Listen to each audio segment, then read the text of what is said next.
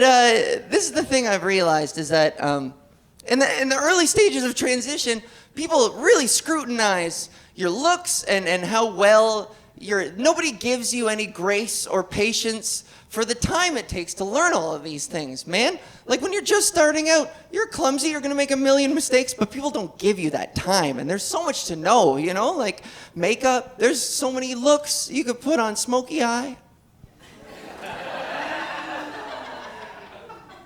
And also there's hair, and you could do so many things with hair. I had wigs for the longest time. I wore wigs.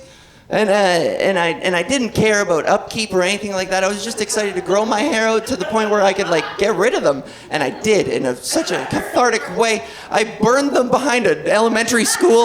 It was. And now the children play every day at recess in a stinky beige fog. It is my legacy. Yeah, so, you know, I'm 2 years in, and I still get all kinds of shitty comments from it. I mean, you know who's the worst of the bunch? You'd be surprised. Us? Did someone say us? Oh, I recognize you, shithead. Nah, I'm kidding. That won't make it into the final cut. That's just abusive. Sorry. Yeah, we're your mortal enemies. Hi, congratulations.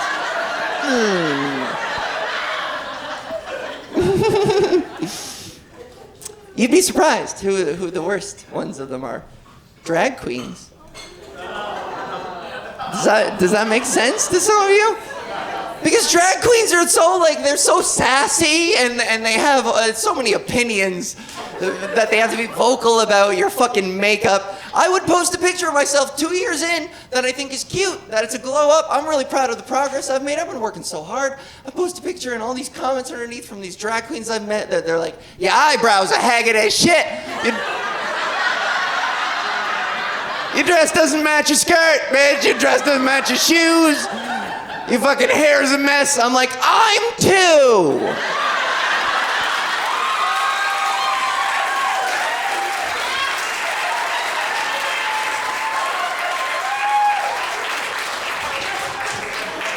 2 years old.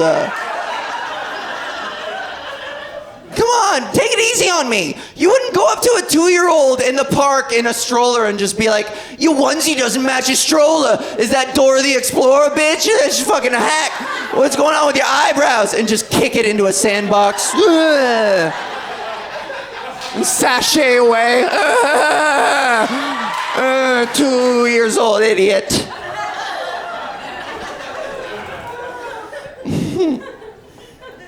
It's enough to make you depressed. I try not to let that outside energy get to me, you know? You spend too much time on social media, it really does hurt your self-esteem. These people know nothing about the process and about who you are as a human being. And so I have these methods of coping with whenever I get really depressed. And especially when I was closeted, this was one of the things I would always do. I would always tell myself, it's not effective, I don't endorse it, but it worked for me. It was like a comedian's kind of take on depression that involved characters and shit. Like every time I would get really depressed, I would try and rationalize it to myself. I would be like, you know what, Al, come on, man.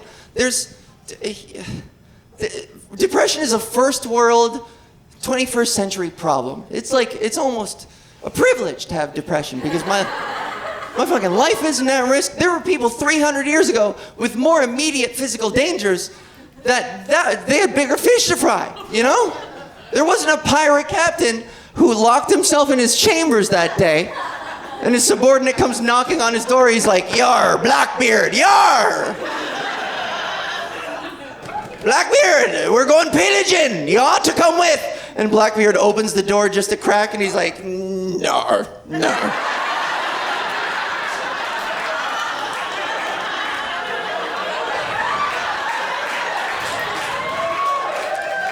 You're only inviting me because I'm the captain and you feel like you have to.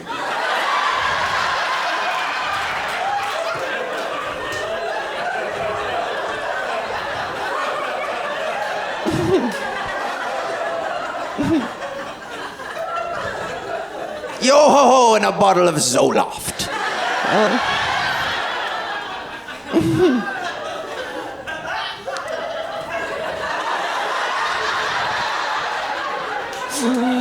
That laugh sounded like there are trap doors here in Comedy Bar. Did you hear that?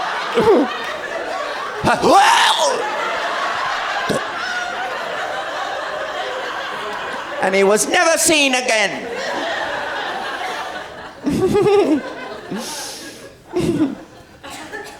The puberty phase. I think another thing that people don't realize is that like I am going through essentially a second puberty. It's wild. And like what's disappointing is I never, this is like my second puberty. I never got to have an awkward first one. I would have leaned the fuck in, you know what I mean? Now that I'm 35, I give less a shit what people think about. I might just embrace this and just have my own adult, awkward adolescent phase, you know? I'm gonna be a fucking horse girl, bitch. Yes. Yeah. Fucking get a ill-fitting retainer that doesn't quite fucking get to the roof of my mouth, so saliva builds in the top, and I have to vacuum, I have to go and just vacuum suck it to the fucking back of my throat. I'll have a notebook full of like vaguely sexual anthropomorphic drawings of horses with six-packs and delts and shit. Yeah. Just be awkward as shit. Let me. I'll have a cute boy come up to me and be like, hey, Val, what's in that notebook? I'll be like, this is Carmine and he's the prince.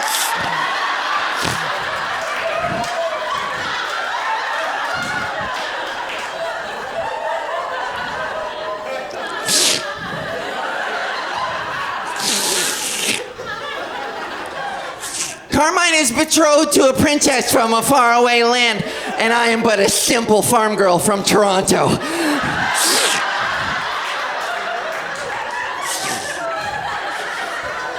Anyways, I have to get going to clarinet lessons, so I'll talk to you later.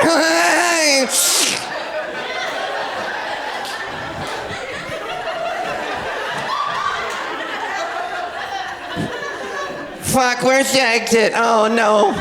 Is he still watching? Shit. It was a lot of firsts for these first 2 years. A lot of coming of age experiences. I went bra shopping. I got my bra sized for that first time, and that was, you know, it was good. It was really validating, but it was also traumatizing. Oh my. Not for me. The Licenza worker was fucking.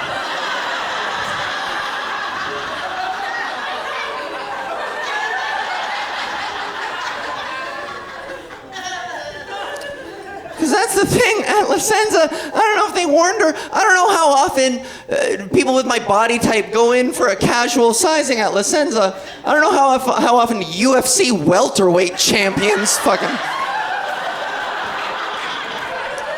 go in.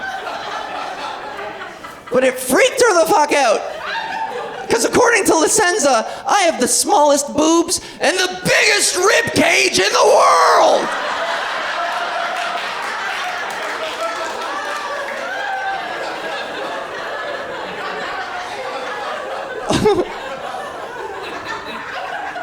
And I could see it on her face. They weren't prepared for this.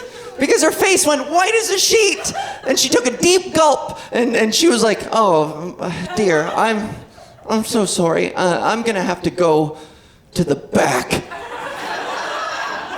And the way she said back had the flavor, it just implied that she was going to some subterranean lair miles away, some dangerous voyage. She lit a torch, climbed into a minecart, and saluted the rest of the staff. If I'm not back in 10 days, tell my family I love them very much.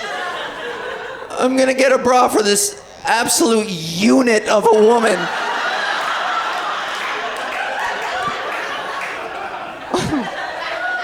The worst part was, on the speakers, they were playing She's a Brick House.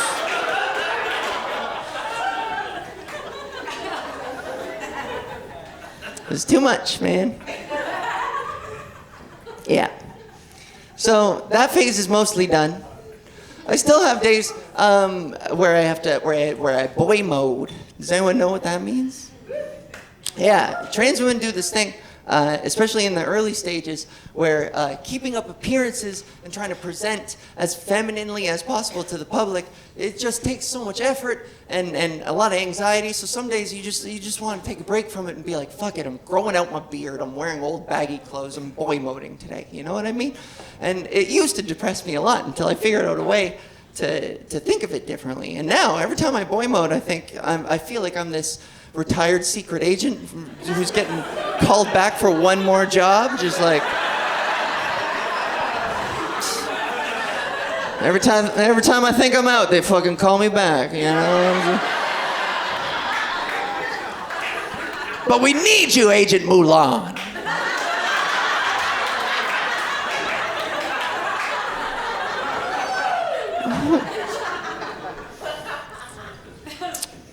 Yeah. A lot of first times. A lot of them are this, a lot of these coming of age experiences are these perfect collisions of validation and devastation at the same time. Like, I got catcalled for the first time last summer. For the first time in my life. I heard an ah and a woo. That's exactly what I'm talking about. And it gave me a complex. I was worried that I had a butterface for the longest time. And don't fucking dare. No! It's fucking... I was worried I had a butterface for the longest time. And if you don't know what a butterface is, it's an ancient biblical term.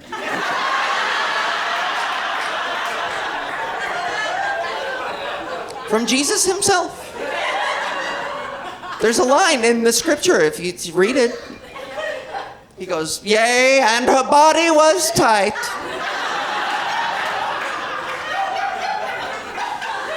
But a face.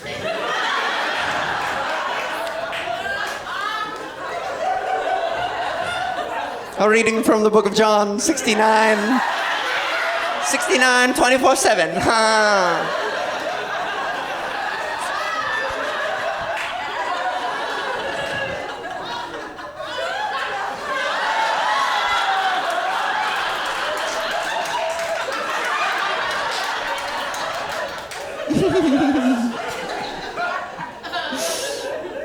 So I was so worried I had a butterface because of this experience. It was last summer. Let me set the stage for you guys. So it was last summer. I'm walking down the streets of Toronto. It's midnight. The streets are dark. It's empty. Queen Street. I'm walking downtown. All alone. There's nobody around. And I hear this guy catcall from a bike. I can hear him approaching swiftly. And he calls out to me. He's like, what's going on, pretty baby? You're looking pretty cute in that skirt. I like what you got on, baby girl. You got some nice legs. Stick around. Talk to me for a while, baby girl. And like... call me a shitty feminist.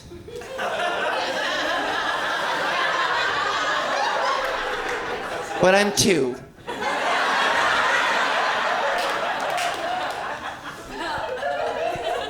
And it felt so nice. I was like, oh. I shaved my knees. He noticed.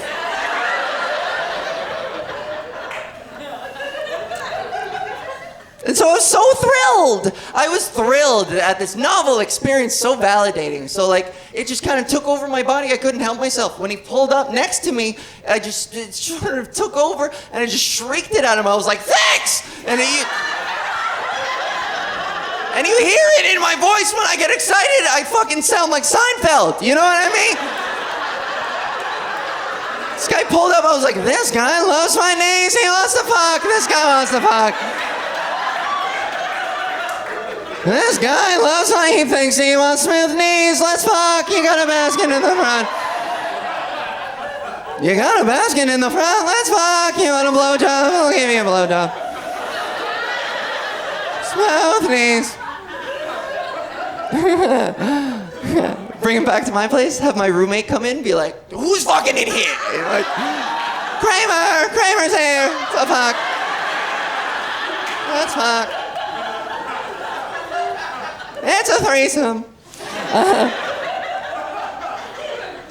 And so, after that, upon seeing my face and hearing my voice, and computing that against what he thought I might look and sound like when he was approaching from behind, this guy had a complete mental fucking malfunction. His brain ceased working, but his legs were like, I got this. Let's get the fuck out of here. And he got on his bike and rode off into the night just being like, and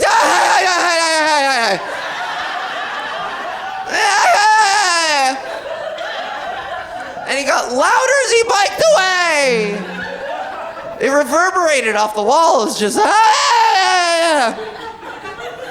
and it was so traumatizing to have something so novel and validating just ripped away in the blink of an eye, just like that, from the highest high to the lowest low. It was pretty devastating, humiliating, and it took me months to recover from that. I was like, fuck, but I'm the kind of person who likes to see the positive side in everything. I think there are triumphs to be had, even in these low moments. And it took me a while, but I realized I'm coming out on top for 2 reasons. Number 1, that guy is never catcalling anybody ever again.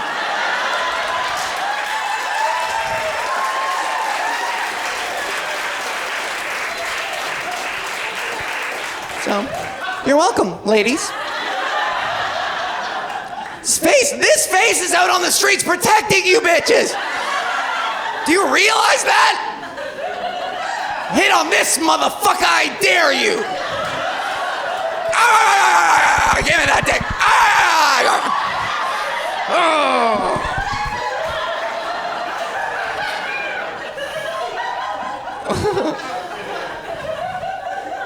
So that's reason number 1. Reason number 2, this is reason number 2 for the reason that I think I'm winning here. We all want to leave behind a legacy, you know what I mean? And there's a part of me that's really proud that this one's mine. You know? Like, I love the idea that forevermore, I'm gonna be the villain in this straight dude's horror story. That he like gathers his friends around a campfire and he's like, legend has it that in the dark of night, on the streets of Queen, there roams this succubus woman, just alluring you from behind, and then you get too close, you look her in the face, and you realize she's this Axl Rose-looking motherfucker. With the smoothest knees that you've ever seen.